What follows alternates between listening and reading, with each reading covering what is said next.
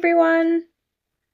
Uh, Today I wanted to just dive right into a topic that I've been thinking about a lot lately and how to fix it. But I think the biggest thing is talking about communication and boundaries and how both of those really tie in together and why. So, one of the biggest things that I think we do in the vet community is when we first start a job, we think that we have to earn something, right? We have to earn everybody's respect. So, we have to prove ourselves. We have to prove that we're good at this job. We have to prove our technical skills. So, I know a lot of times when I've started a new job, I feel like I have to earn the doctor's respect. I have to earn the technician's respect. I have to earn the assistant's respect. I have to, in some cases when you're working in a general practice and the clients are seeing you for the first time, you have to earn the client's respect. They see somebody new and they're just like, I don't know. I'd rather talk to somebody who's been here a while, who actually knows what they're doing. So I think that when we first go into a job, it's nerve-wracking for everybody. So you also have to, or you feel like you have to prove yourself in other ways where you have to prove like, oh, I'm a really good employee. And so you work your ass off. You work so much and you work overtime, you stay late, you do all these things and you're like, oh yeah, I'm a really good employee. Like everybody's seeing it and everybody's seeing how well I'm doing, everybody's seeing how hard I'm working, and eventually it gets to a point where you're exhausted. I mean, it's just gonna happen. Whether that's, a couple weeks in, whether that's a couple months in, whether that's 6 months in, you're gonna get tired. And you start slowing down a little bit, or you start kind of changing things a little bit, and then everybody's like, well, what's going on? Why are you not, why are you wanting to leave earlier? Or, why are you wanting to leave on time? Or, usually you stay late. Or people automatically just assume, like, you just don't even want to be here anymore. Like, something is wrong, right? They assume something must be wrong because you haven't been doing that before and you've been seemed to be perfectly fine, staying late before or doing all this extra work before and you haven't said anything, right? So I think that's the biggest problem is communicating. A lot of people are scared to communicate their needs before they get hired, which really isn't, it's not normal. We really should be very clear on what we need and the things that we need before we get hired, right? I know that a lot of times I myself in the past have been like, as long as I just do everything to please my boss and everything to please everybody else, then that'll make me happy. And it really doesn't. Like, that, I don't even know why people think that way, but we all think that way, and it really doesn't get us anywhere. I know people in my past who I've talked to where, they've gotten hired and they're so happy to have the job and they're just so happy to be there and they're just like, I'm just gonna prove how good of an employee I am. And they do those things. And then eventually it gets to a point where they're just like, I'm just tired. And they're saying, I'm getting scheduled these hours that I didn't really want to work or that I didn't necessarily agree to, but I figured like it's fine, like I'll just do it for now.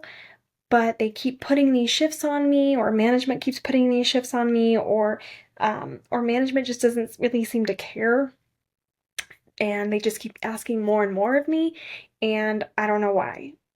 It's because you haven't communicated to them that you actually don't want to do those things, or maybe in the beginning you should have communicated like, hey, like I'm willing to work, up to this hour, but I really can't work past this hour. And for some reason we feel like communicating those things is gonna like get us in trouble, or it's gonna make us look like we're not a team player, when in all reality it's just communicating your needs, and you're communicating what you are willing and able to do as an individual at this job in order for you to keep working at this job. I know that when I got my last full-time job, I was very, very clear on communicating that I didn't want to work the weekends anymore. I had just quit my previous emergency clinic before that because I was sick of working the weekends and I didn't want to work the weekends anymore. So when I went to this other emergency clinic, I was very clear, like, I don't want to work the weekends. And they were very clear back to me that I wouldn't have to work every weekend at the time, but if I didn't want to work a full weekend, I would at least have to work every other weekend or, at least 2 weekends in a month. And I was like, cool, I can do that. That's not a problem. I just need at least some weekends off. And then I was really clear on that I only wanted to work swing shift and that and then there were specific days that I needed to work because of another business that I had. And also, because I was working every other weekend, I wanted to make it so that I wasn't going to burn myself out working like 6 shifts in a row or something like that. So I communicated that to the management team and to the hiring team before I even got hired. And I made it very, very clear that if they couldn't make it work, then I wasn't going to work there anymore. Like, that was it. And, I felt like I was very professional about it. And they accommodated me, for a certain amount of time.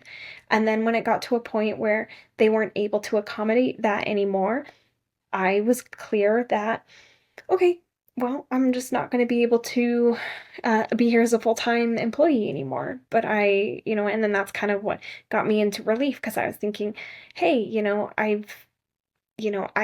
I don't want to work weekends anymore. My schedule's kind of weird because I have another business and I think it might just be a better direction for me to go into it this time. So that's what I did. And because I communicated that, it worked out for me. And it didn't seem like I was coming out of nowhere, right? Because I communicated my needs from the beginning.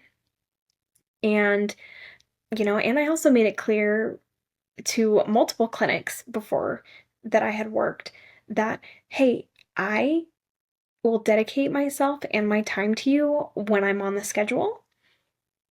But other than that, you probably won't see me. So I'm probably not going to be coming in and covering a lot of shifts. I'm most likely not going to stay late. I got asked to stay late a lot.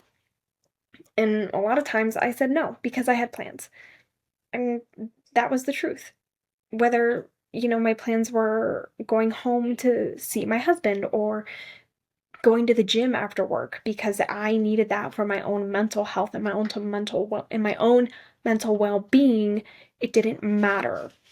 I had plans and my plans were not to be at work because I had already dedicated myself 12 hours of being there and I couldn't do any more. And in order for me to be able to go to work the next day and to be well rested and to not be burnt out and to be happy and to be able to give it my all and to give my patients my all, I left on time. So, and it really, I think it might have bothered some people. I don't know. Maybe it did, maybe it didn't. But because I had made it very clear from the beginning what my needs were, and I had made it really clear of, hey, this is what you're going to get from me. And when I'm here, you are going to get my all, and you're going to get my best, and you will not be disappointed. But you're not going to get more out of me than what I can give you. It was fine. They were perfectly fine with it. And they were perfectly happy with me as an employee. So I think it's really, really important that we just make sure that we are always communicating our needs, and we need to stop feeling bad to communicating our needs. Stop feeling bad about it. How is anyone supposed to know?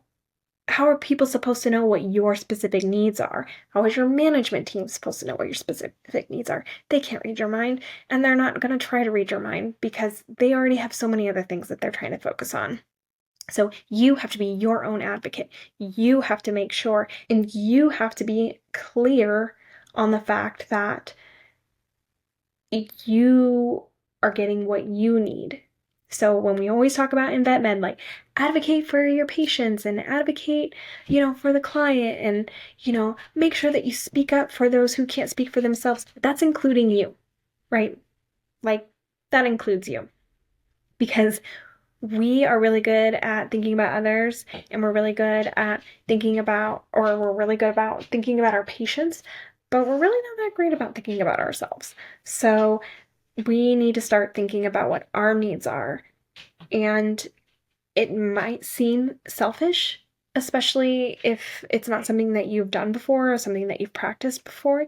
But at the end of the day, you have to be a little bit selfish, because if you're not, then you're going to be unhappy and you're going to be burnt out and you're going to be sad and you're not going to know why. And it's because you've been giving everybody else everything that they need, and you've been trying to please everybody else, and you've been trying to make everyone else happy except for yourself. So that's my little rant of the day, I guess. So let me know your thoughts, and I'll see you guys later. All right, bye.